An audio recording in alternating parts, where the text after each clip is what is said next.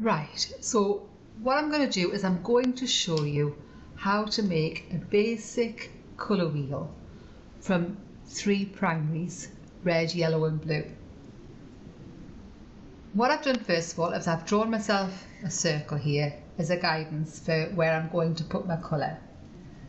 I'm going to start off with my primary colours. Primary colours are red, yellow and blue. And I've got a little plate here and I'm just going to put some colour out on here, just the same as I am here. So red up there, primary red.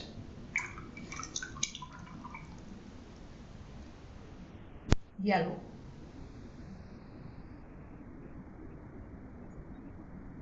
Primary yellow. Going to put that a third of the way around. If you think of this as a little clock, we're going on the hour, 22 the hour and 20 past with our colours.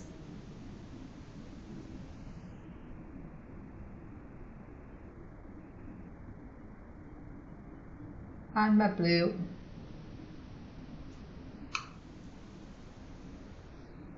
This is cobalt blue. I have Scarlet Lake, Windsor yellow and cobalt blue. So there we have the 3 primaries as our base where all of our other colours are going to come from. Now, what I want to do is get my secondary colours. So in order to get my secondary colours, I need to mix 2 primaries. So if I mix blue and red together in equal kind of volumes, it's always a little bit tricky measuring your paints with watercolours, but just roughly equal volumes,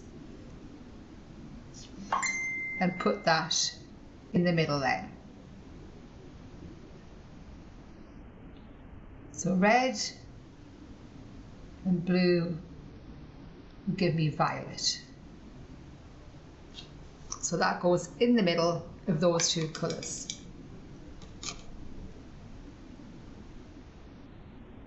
I'm working on this plate here so you can see the paints in the same position as they are on the actual colour wheel itself. So next, let's mix blue with yellow. So we'll take our yellow and our blue, we'll mix those together and we'll get our green in here, like so. And then we'll mix the red with the yellow and that goes in the middle there. So we have our orange. So now we have 3 primaries and 3 secondary colours. Now we're going to go for the tertiary, that's the 3rd colours.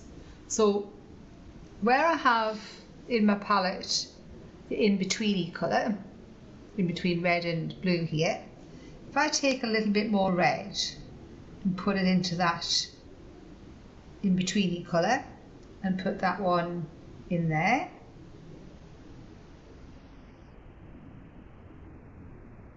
I'm going to get a colour that's slightly more to the red than the blue and the purple.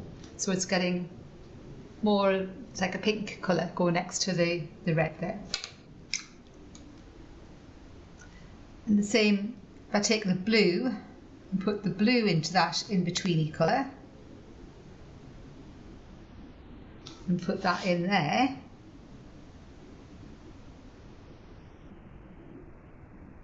we then have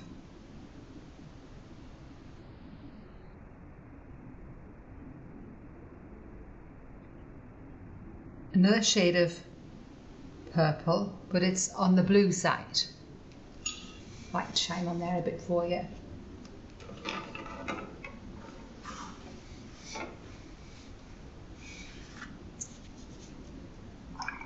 So I'm going to continue round. So my green mixed with the blue will give me a blue-green.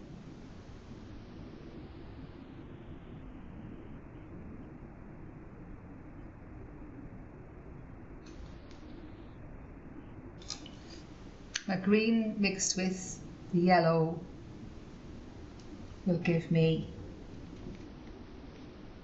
a yellow-green.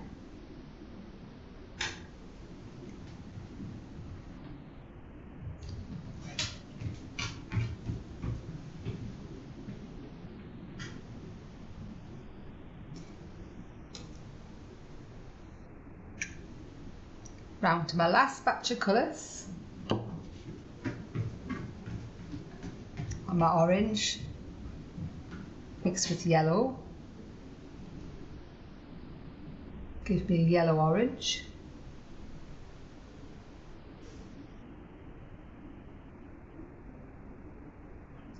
And orange mixed with red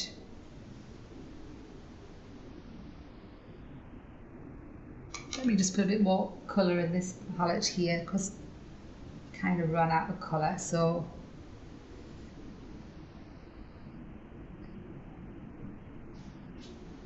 more red into the orange will give me an orange red. It's not quite orange, not quite red. So there we have a palette of 12 colours from your 3. You've got your primary, which are your red, your yellow and your blue. I have the secondary, which is green, orange, violet. And then you have your tertiary colours, which are the in-betweenies in there. So with your watercolours, obviously you get different intensities by putting in more pigment or putting in more water, so you can lighten and darken those shades.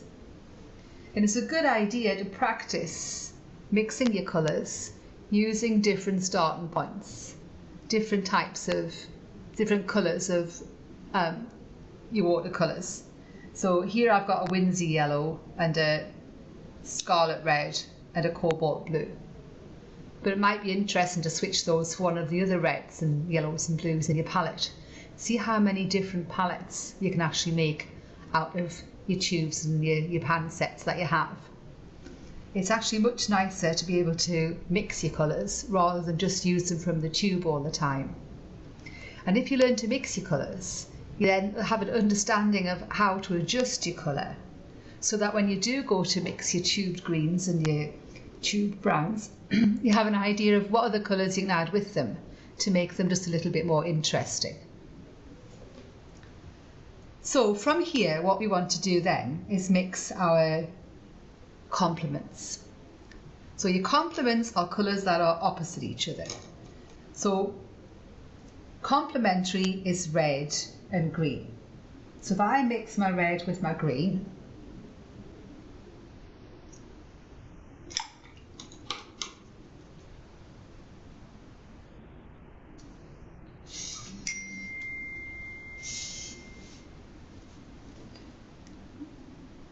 red with my green,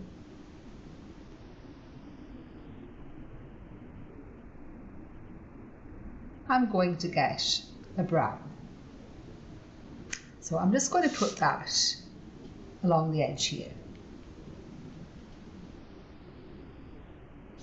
And if I use slightly different ratios of those two colours, so I make one green slightly deeper and mix it with the brown, mix it with the red, sorry, I'm going to get a deeper brown.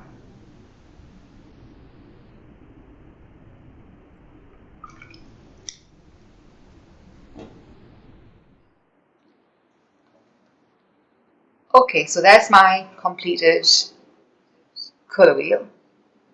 So what we've got here, we've got our primaries, our secondaries and our tertiaries, and then I've started mixing opposites.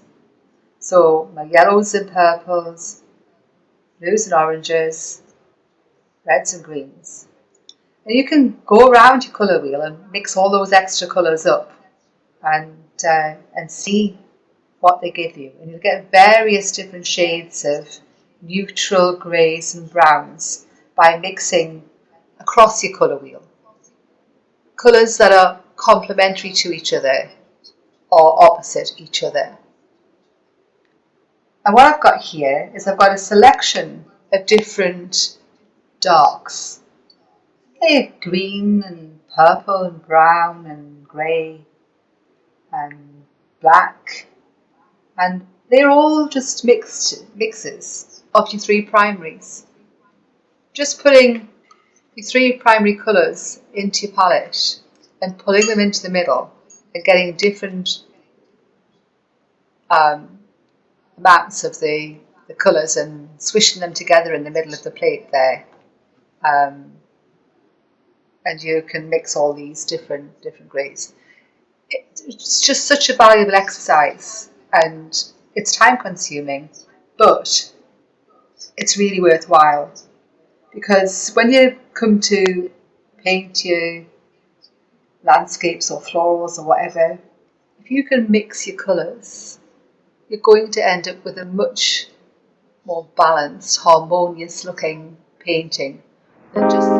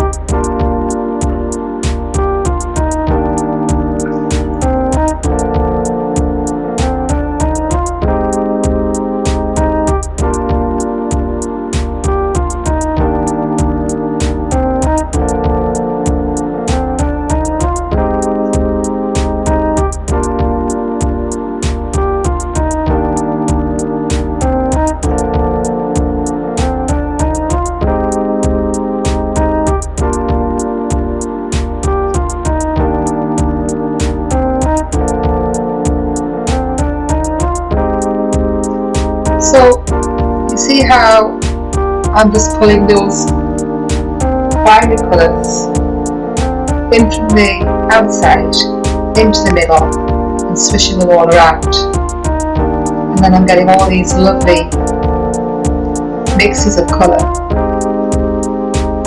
more yellow, more blue, more red.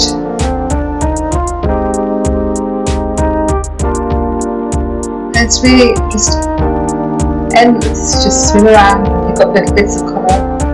Or if you want to paint a stone wall, something like that, that's so much nicer than just trying to mix your browns from your tubed paint all the time. And the stronger your pigment is, the darker your colour is going to be. So I put all three colours in the strong pigment, then we get a much deeper, richer, dark